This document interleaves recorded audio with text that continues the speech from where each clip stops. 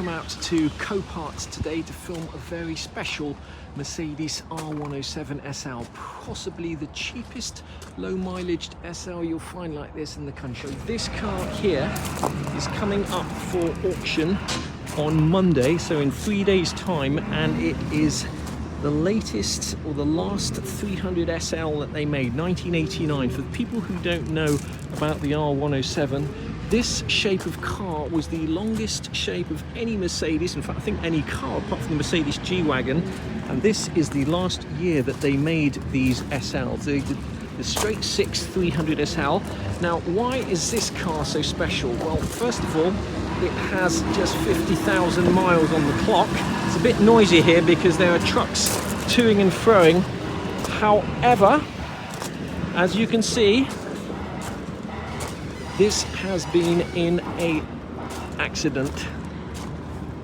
And I'm going to walk around the car and I'm going to show you just some of the things that I would look for if I was interested in buying these cars. These cars don't come up for sale very often at auction. Most people park them in the garage and cherish them. So I'm just going to have a little walk around and see what we can find. Most people only watch the first few minutes of any video, so let's very quickly have a look and see what we can see with this car. Obviously, front wing here has been pushed back, bonnet's been dented, grille is twisted, bumper's knackered, but strangely enough, when you look inside, the radiator on this car actually looks intact. Even this panel here doesn't look too bad at all. Front wing here obviously need replacing. The bumper's gone into the tyre, that will need replacing. The wheel itself looks pretty good. It's missing some side trim here, that'll need replacing. All of that is available from Euro in America, Rock Auto, or the SL shop. All of these parts are readily available, but what we're really looking for is whether there's any expensive structural damage. I can see the bonnet lining is missing on this car. Once again, easily available. Let's just go around and look for leaks before it starts lashing it down here. So check, if you're ever buying an SL, this is what you want to be checking for here. Is it leaking at all? Now obviously this car has been in a bit of an accident, and maybe the doors have been open, I'm not sure, but so you need to be checking for things like this, water in the footwells. As I say, I don't know if that's just because the car has been parked out in the rain, and but that's something you would need to address straight away. I say most of these cars, many of these cars leak through the front bulkhead. You'll get water soaked into these sponge mats here, and that will rot out your floor pans. But these floor pans look in excellent condition, and I imagine whoever buys this and restores it, brings it back to its former glory, is going to quite easily be able to sort out that issue. First thing I always look at on these cars, whichever age, is the sills. And I put my finger through this little hole here to make sure that you can feel the drainage channel in there. There's a channel that runs inside those sills. Often that is rotted out. On this car it's intact as you would expect. Looks like a walnut burr trim on this car. Trim is all in good condition, which is good because these trim panels cost thousands of pounds. As you all know, ashtray opens and closes really smoothly. It's got a stereo in there, and in the glove box is, I imagine, the remote for that stereo. This car has the rear seat conversion, which was an expensive optional extra on these cars. Always check under the carpets. Once again, you can see there's water in here. There are little drain plugs that just clip out there to get rid of that water, but I imagine this has either been parked with the roof down in the rain, maybe after the accident, or possibly the hardtop leaks. A very expensive part on these cars is the chrome. The chrome on this car looks to be in excellent condition. Any signs of bubbling of chrome on these bumpers basically mean the bumper is rotting out from the back.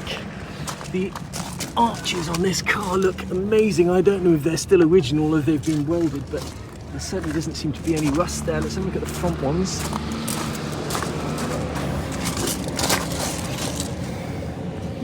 Once again, the arches look to be in really good condition.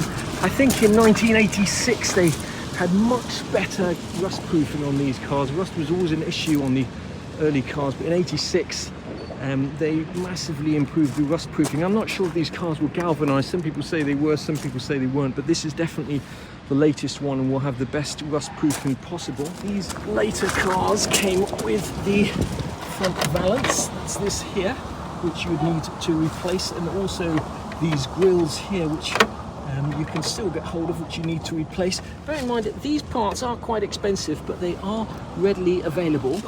Small signs of surface rust here and here, but to be honest, nothing important or critical at all. This light would need replacing anyway. Over here you might get away with just replacing the glass on here, although there are signs of corrosion on the chrome bowls. Once again, you can get these re-chromed. It's not that expensive. It looks to be in excellent condition. Often you'll see rust down in the corners here, but this one looks in pretty good condition. I don't know if we'll have an opportunity to get this hard top off. Let's have a little look inside the boot. Really nice, smooth opening boot. Means that the torsion springs in the back there, which are still working on many of these cars, they're snapped and the boot doesn't spring up nicely like that. So once again, you want to be checking for water in the wheel wells. Notice here is actually the side trim, which is good because this piece of side trim is probably £100 by itself. It's still got the end clip on it there as well, which is of trim is with this car as well. Once again, those are expensive pieces, and the reason that this has come off is because rather than replacing one of these clips in the past, somebody's just glued that on, and the glue has stuck to the paint and taken the paint off. If you are going to repair your car, don't do bod jobs like that. What it lead to is stuff like this, which eventually will be an expensive thing to fit. You don't see very often the owner's manual.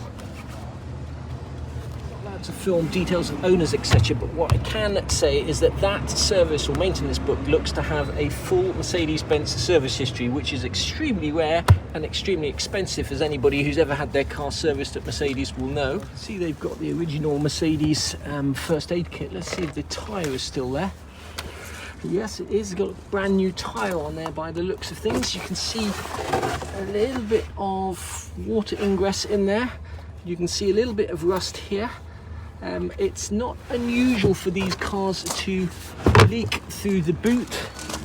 Often they'll leak through the rear boot seal. In fact, I can see there that that seal on there isn't seated properly. So same on this side here, the seal isn't seated properly. So what you'll get is water running down here and then dribbling under there. The chrome itself looks to be absolutely fine. Not in perfect condition, this piece here, but you know what? Not really much to worry about. The lights are crack free. A little look behind this panel here. You've got spare light bulbs, brand new wheel jack. Doesn't look like that's ever been used before. A couple of Euro bulbs. Not sure what that is. Maybe that's part of the alarm. Not seen one of those before. Similarly, I've not seen that before. Some kind of vacuum pump. That must be something that comes on later cars. And then you've got your little triangle there. Really nice to see all these bits still actually existing on this car. Anybody who watches my channel will know that I'm doing an old 75 SL at the moment, and boy oh boy oh boy is this car in better condition than the one I'm currently doing. This carpet down here seems pretty dry. See that grommet in there, and there's no rust on this panel at all, which is highly unusual. That little screw there is definitely not something Mercedes would do. Somebody has screwed on this mud flap straight through the chassis. I do wish people wouldn't do that, because that tiny little screw hole is exactly the sort of thing that leads to rust in the future. Nice to see the carpet in such good condition on this car, because a carpet set for one of these is thousands of pounds. The boot closes really nicely. Ways you can tell the later cars is the door handle is inset and has this chrome piece. Look at that. Somebody has pimped up the steering wheel.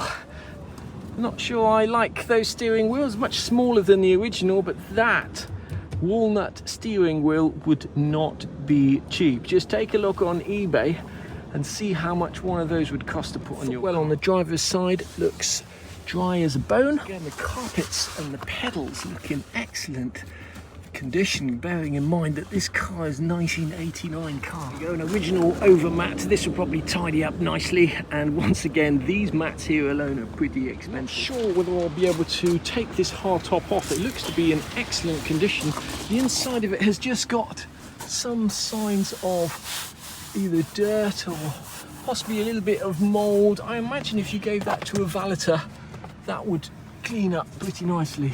Door pockets are still intact. Often the clips etc are all broken, but this all looks to be intact. The door card itself really nice. The door handles, everything works as it should on this car. Somebody's probably put aftermarket speakers in here, didn't know how to get these little speaker things off, so it looks like a rat has gnawed away at that, but that's not too tragic. These are held on by special clips and a couple of screws underneath.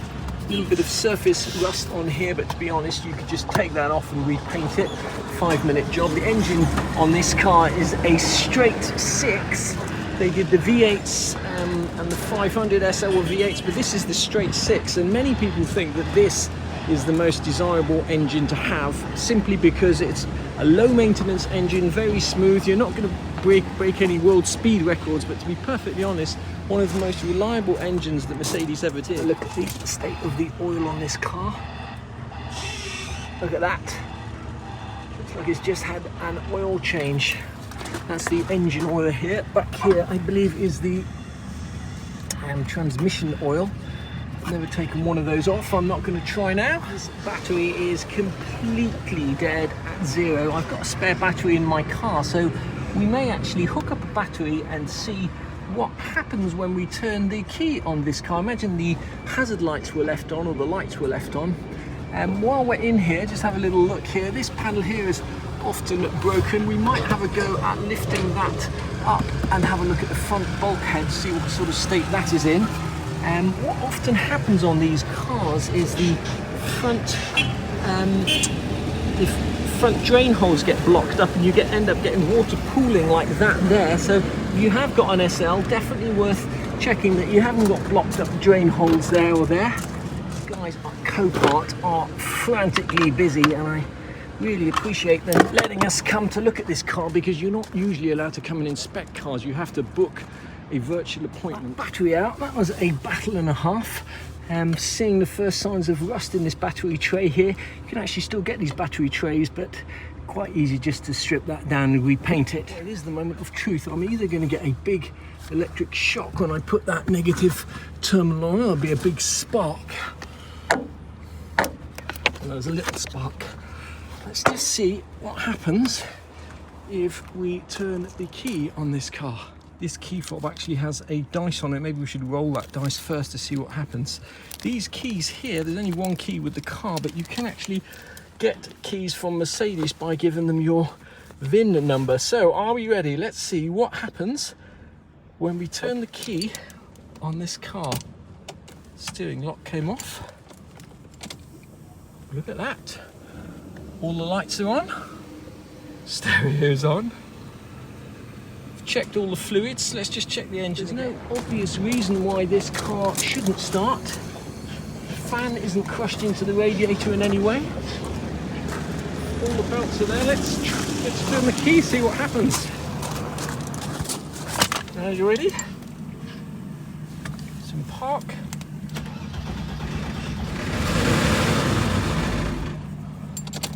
Well, the engine certainly turns over.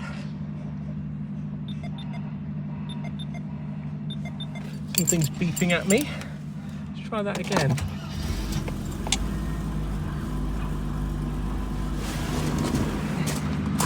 One more time.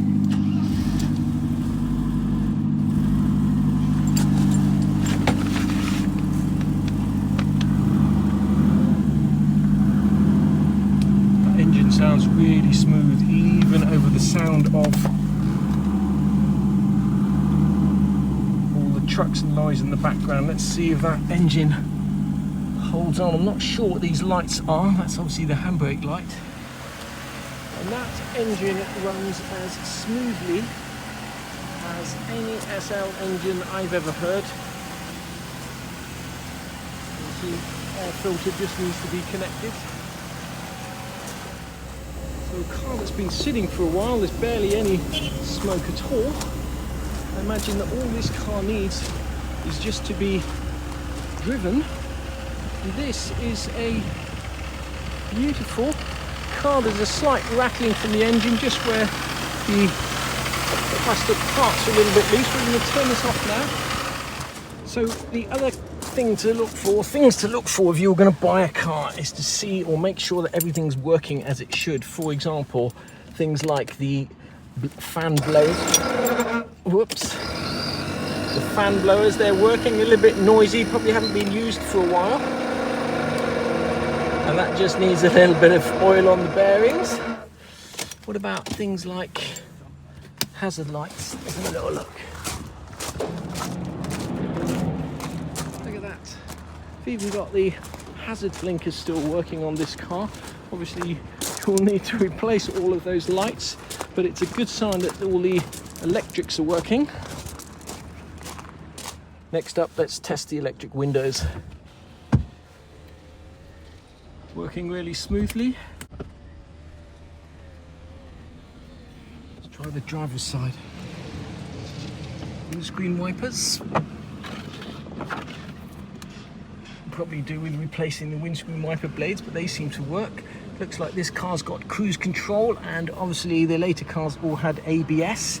The lights down here, I'm not going to bother checking the light switch because I imagine there'll either be a short circuit in the front, but I'm pretty confident that those lights would work. Everything else seems to work on this car. So now I wonder if I can get anybody to help me take the roof off this car.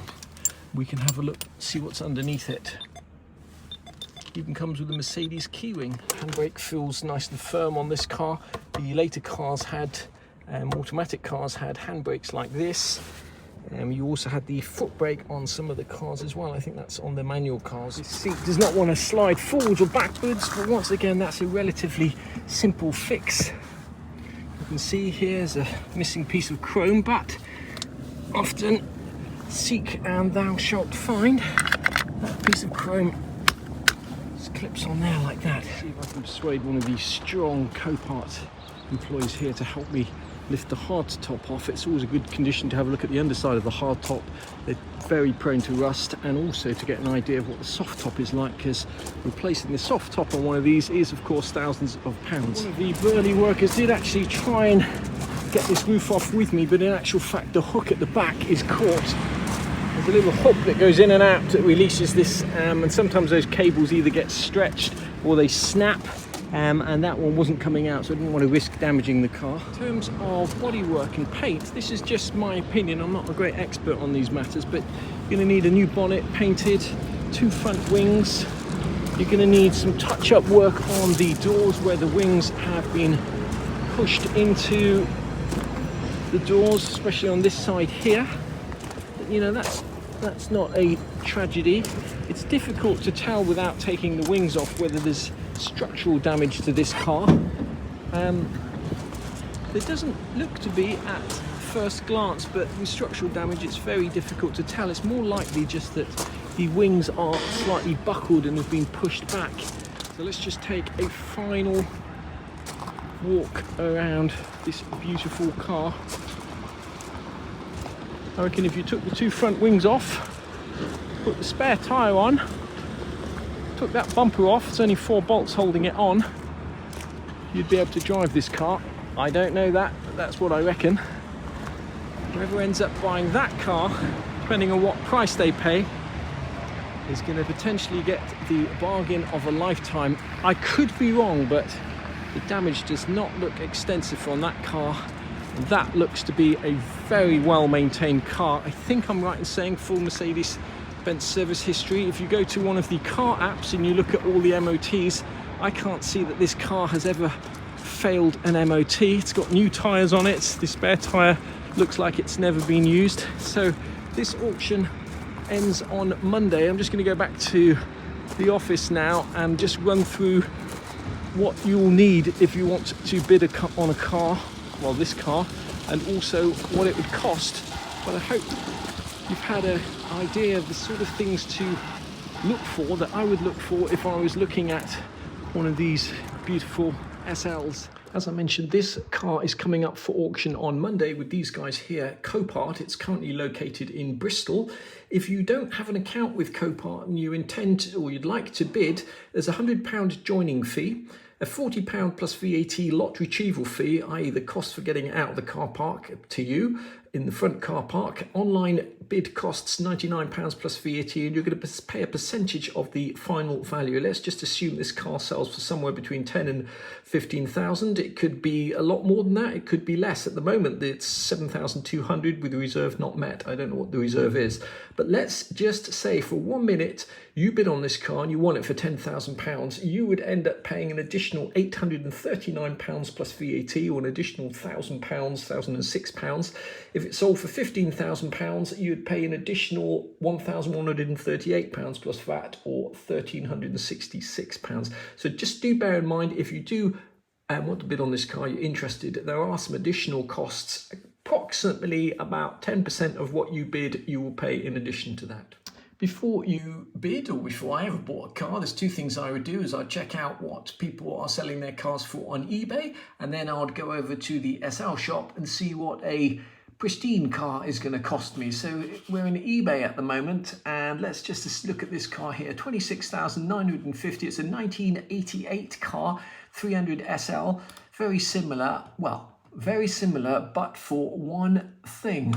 The mileage on this car is 125,000 miles. Remember, the car in that auction has got less than 50,000 miles on the clock. Now, mileage isn't everything on these cars. I've got 250,000 miles on my SL and it's still going strong. But it is worth bearing in mind that low mileage cars do not come up for sale very often. Let's have a look at one at the SL shop. Probably an extreme example here, £99,000. Because the mileage on this car is just 13,000 miles. But a friend of mine recently sold their 300 SL at auction at Bonhams, and they got £38,000 for it. So in the right condition, at the right spec, these cars are definitely valuable. I don't think you'll get much change out of £50,000 for a decent SL from the SL shop. You may find a car cheaper than that on eBay, but it probably won't have a full service history and such low mileage as that one in the auction. So what would it cost to restore that car? Anybody who follows this channel will know that I spent 3 years restoring this 1985 280 SL, only to have it stolen shortly thereafter, and the idiots rolled it into a ditch. So I did write to the people who bought that car from the salvage yard. I did a video of this car at the salvage yard. I wrote to them today and said, how much did you spend to restore it? Because they sent me a photograph of the restored car. They haven't got back to me yet, but what I can tell you is that this damage to this car here looks to be much worse than the damage to the car that I went to look at today. And these are very different cars. This is a 1985 5-speed manual. It's a beautiful car. But it wasn't an original car like the one that I looked at today. The one that I looked at today with less than 50,000 miles on the clock, you know, although it's been in a crash, it's also got some dented panels, look pretty original, and it's it's the last year that they manufactured those cars, so they'd ironed out all the problems, did most of the rust proofing, and put in a beautiful smooth engine. So this car sold from the salvage yard for £8,000, and at the time I estimated the cost of repairing it would be about £12,000 by the time you bought bonnet, wings, grille and all that malarkey. And for £20,000 is what the insurance company paid out. I had plenty of other projects on, so I didn't buy that back from the insurance company, otherwise I would have done. So I've no idea what the 300 SL is going to sell for, but I would be very surprised if it sold for much less than £10,000 to £15,000, and I would estimate anywhere between £5,000 to £12,000 to repair it, would be my estimate. I don't think I've ever said hit the subscribe button or hit the like button on this channel. I've always figured that if you like what's on the channel, you'll subscribe, and if you don't, you won't subscribe. But it is worth pointing out the auction for that car is in 3 days' time, and if you're a subscriber, you would get notification that I've posted the video. If you come back in a week's time, that car will have been sold. And people write to me every day saying they're looking for a project or this, that and the other. One good reason for subscribing to this channel is if decent cars do come along, whether it's a Pagoda or a 107 or even an SL55, I will try and go and see them and put them on this channel, so that, if nothing else, is a reason to subscribe. Finish this video with a big thanks to Copart. They've been good enough to get that car out and let me look at it. You're not usually allowed to come and look at these cars, so you'll have a real insight into that particular car that you wouldn't normally get.